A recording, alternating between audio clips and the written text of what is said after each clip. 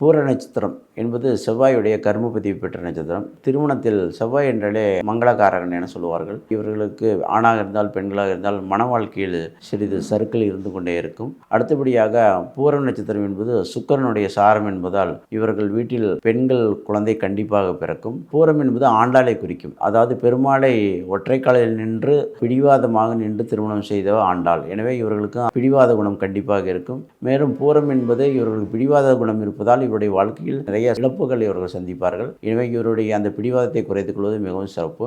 ஸ்ரீவில்லிபுத்தூர் ஆண்டாள் தரிசனம் பண்ணுவது இவருடைய வாழ்க்கையில் பெரும் மகிழ்ச்சி உண்டாகும். அதேபோல் ஸ்ரீரங்கம் கோயில் சென்று வருவது இவருடைய வாழ்க்கையில் உள்ள அனைத்து சிரமங்களையும் தடுக்கும். பூரத்தன்று எக்காரணத்தை கொண்டும் ஆஸ்பத்திரி சென்று வருவது மிக மிக தப்பு. அதாவது பூரத்தில் சென்றால் நோய் நிவர்த்தி ஆகாது. எனவே பூரம் அன்றைய அன்னைக்கு மட்டும் முதலாக ஒரு மருத்துவம் செய்ய போவது மிக மிக கடினம். எனவே அன்றைய நாள் போகக்கூடாது. அப்படி செல்வதென்றாலும் கொத்தமல்லி சாதமும் கொடுத்துக்கிட்டு கோயிலுக்கு கொத்தமல்லி சாதமோ இல்லை யாருக்காவது தெரிந்தவர்களுக்கு ஒரு ஜூஸோ வாங்கி கொடுத்துவிட்டு சென்று வரலாம்.